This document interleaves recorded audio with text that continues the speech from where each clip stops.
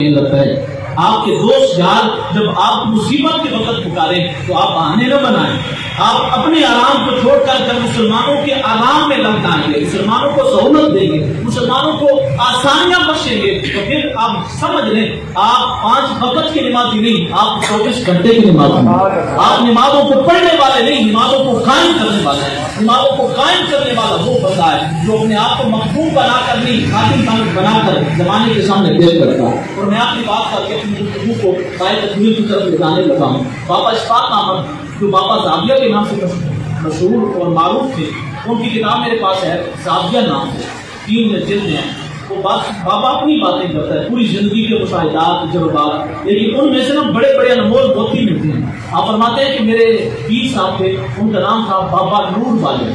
کہتے ہیں میں بابا نور والے کے ڈیرے پر بیٹھا تھا اور نیا بلاج سے پڑھ کے آیا تھا، تو جب میں ان کے ڈیرے پر بیٹھا میرا ذہن تنقیدی تھا، ہر بات میں کچھ نہ کچھ تنقیدی پہلو نکالنا، کوئی نہ کوئی نقص نکالنا۔ تو میں دیکھ رہا تھا کہ اذان ہوئی، بابا جی لوگوں کو کھانا کھلانے میں مشغول ہے، فقیر لوگ آ رہے ہیں اور فقیروں کو دلا تھا۔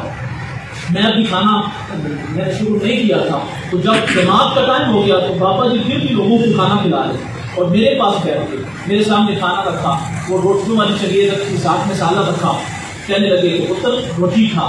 تو میں ایک نوالا توڑتا ساتھ میں کہہ رہا بابا جی نماز کھڑی ہو گئی، نماز کھڑی ہو گئی، نماز کا ٹائم مجھے نماز جا کے پڑھی۔ تو بابا جی کہنے لگے پتر کھانا کھا نماز پڑھ لیتے ہیں۔ میں نے کہا دوبارہ میں نے کہا بابا جی نماز کھڑی ہوگی، میں کھانا کھا لوں گا، آپ نماز پڑھ لیں۔ بابا جی دوبارہ کہنے لگے پتر نماز پڑھ لیتے ہیں، کھانا کھا۔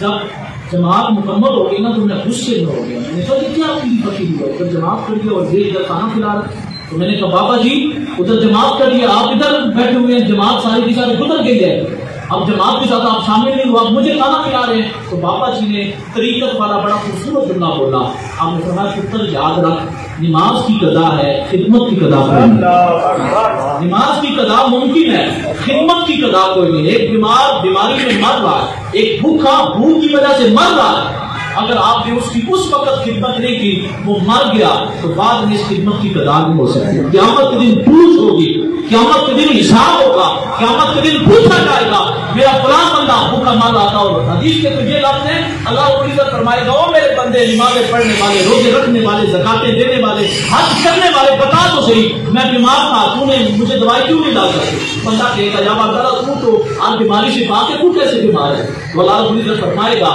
کہ بے شک میرا ایک بندہ بیمار تھا، اگر تو اس کی تیمارداری کو جاتا، اگر تو اس کی حاجت روائی کو جاتا، اگر تو اسے دوائی لا کر دیتا تو میرے جلوے وہاں پہ پاتا۔ اور اللہ رب العزت فرمائے گا بندے کو کہ میرے بندے میں بھوکا تھا، تو نے مجھے کھانا کیوں نہیں کھلایا؟ تو بندہ عرض کرے گا یا اللہ تعالیٰ تو بھوک پیاس سے پاک ہے، تو قل هو الله احد اللہ الصمد لم یلد ولم یولد ولم یکن له کفوا احد، تمام قسم کے جو بشری حاجات ہیں ان سے پاک ہے۔ تو اللہ رب العزت فرمائے گا کہ میرا فلاں بندہ بھوک کی وجہ سے مر رہا تھا، اگر تو اسے روٹی کے نوالا دیتا، اسے کھانا کھلاتا، اگر اس کے بھوکے پیٹ کو تو سیراب کر دیتا تو تو وہاں پر میری قدرت کے جلوے پاتا، میرے لطف و کرم تیرا مقدر بنتا۔ تو یہ حدیث کے لفظ بتا رہے ہیں کہ خدمت کی قضا نہیں ہے، نماز کی قضا ممکن ہے، خدمت کی قضا نہیں۔ اگر کہیں پر خدمت کا موقع نصیب ہو جائے تو آپ کوشش کریں، بجائے اس کے کہ ایک بندہ مر رہا ہے اور آپ اس کی تصویر بنا کر فیس بک کے اوپر اپلوڈ کر دیں فلاں بندہ جی مر رہا ہے اور دیکھیں مرتے وقت اس کی کیفیت کیا ہے۔ آپ تصویر بنانے کی بجائے اپنی جو ایک اخلاق کی خوبصورت تصویر ہے وہ زمانے کے سامنے پیش کریں، آپ اس کی خدمت میں لگ جائیں اور صرف اللہ کی رضا کے لیے کریں۔ پھر دیکھیں اللہ رب العزت اپنے کرم کس طرح فرماتا ہے، اللہ مہربانی کس طرح فرماتا ہے۔ اگر آپ فقیری کے دعوے دار ہیں، اگر آپ مسلمانی حسن کے دعوے دار ہیں، سب سے پہلا کام